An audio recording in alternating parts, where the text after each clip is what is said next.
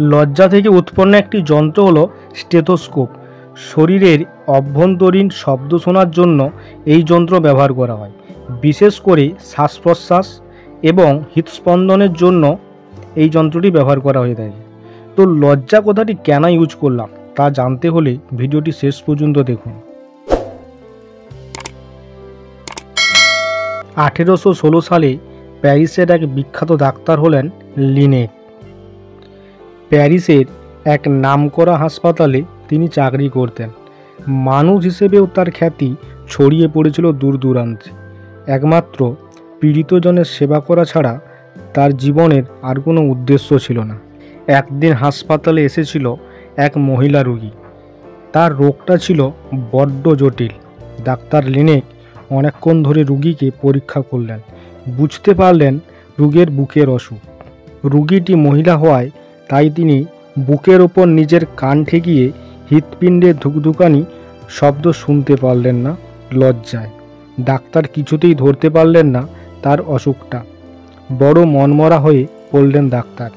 এক সময় তার হাসপাতালে ডিউটি শেষ হয়ে গেল। এবার বাড়ি ফেরার কথা। মনটা বেজায় খারাপ ছিল বলে ডাক্তার বাড়ির দিকে না গিয়ে রাস্তার দিকে পা বাড়ালেন। নতুন রোগটির কথা ভাবতে ভাবতে অন্যমনস্কের মতো পথে হাঁটছিলেন। তখন সূর্য অস্ত যায়। চারিদিকে নেমে এসেছে একটি ম্লান ছায়া। শহরের পাহাড়গুলির শীর্ষে কে যেন এইমাত্র পরিয়ে দিয়ে গেছে হলদে একখানা চাদর। রাস্তার ধারে পাম গাছগুলোর মাথায় সোনালি আস্তরণ। আনমনা ডাক্তার কাছে একটা পার্ক দেখতে পেয়ে ঢুকে পড়লেন সেখানে। পার্ক তখন ভরে উঠেছে লোকজনে। খেলা করছে ছেলেমেয়েরা। তাদের কলধ্বনিতে মুখর হয়ে উঠেছে পার্কের আকাশ বাতাস। যেন কলকল করছে এক ঝাঁক বুলবুল। ডাক্তার লিনেক নিমিষে হারিয়ে ফেললেন নিজেকে। সবুজ ঘাসের গালিচায় বসে সবুজ মন নিয়ে সবুজদের খেলা উপভোগ করতে লাগলেন।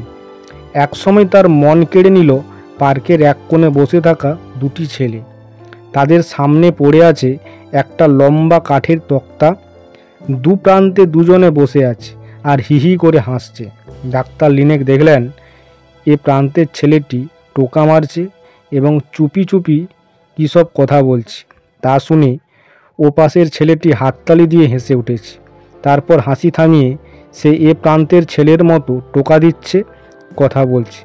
সে ছেলেটিও অনুরূপভাবে হেসে লুটিয়ে পড়ছে। খেলাটা দেখতে দেখতে বিদ্যুৎ চমকের মতো একটা কথা ডাক্তার লিনেকের মনে এলো। সঙ্গে সঙ্গে বাড়ি না গিয়ে ছুটে গেলেন সোজা হাসপাতালে। অনেকটা পথ ছুটতে ছুটতে হাঁপিয়ে উঠেছিলেন ডাক্তার। নার্সটা অবাক হয়ে গেলেন ডাক্তারকে ফিরে আসতে দেখে। কোথাও কিছু ত্রুটি হয়ে গেছে ভেবে পরস্পরের মুখের দিকে তাকাতে লাগলেন।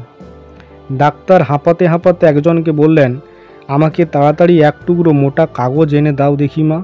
নার্সটি অবিলম্বে ডাক্তারের আদেশ পালন করলেন। কাগজখানা হাতে নিয়ে সঙ্গে সঙ্গে পাক দিয়ে একটা নলের মতো করলেন ডাক্তার লিনেক। তারপর সেই নতুন রোগীটির কাছে গিয়ে তার বুকে নল ঠেকিয়ে দিলেন। নলের অপর প্রান্তে রাখলেন নিজের কান। টিক টিক, যা ভেবেছিলেন তাই হলো। মুহূর্তের মধ্যে উজ্জ্বল হয়ে উঠল ডাক্তারের মুখমণ্ডল। এতক্ষণে তিনি ধরতে পারলেন রোগীর বুকের অসুখটা। সেই থেকে রোগীর রোগ পরীক্ষা করতে গিয়ে রোগীর বুকে কাগজের নল ঠেকিয়ে কান পাততেন ডাক্তার লিনেক। কিন্তু অনেক সময় অসুবিধাও হতো অনেক। পরিশেষে একজন ছুতোর মিস্ত্রিকে ডেকে তিনি দুটি কাঠের নল তৈরি করে নিয়েছিলেন। এইভাবেই জন্ম হয়েছিল স্টেথোস্কোপের। যদি ডাক্তার লিনেকের কাছে এই মহিলা রোগীটি না আসতেন তাহলে হয়তো কখনোই এই স্টেথোস্কোপ আবিষ্কার হতোই না।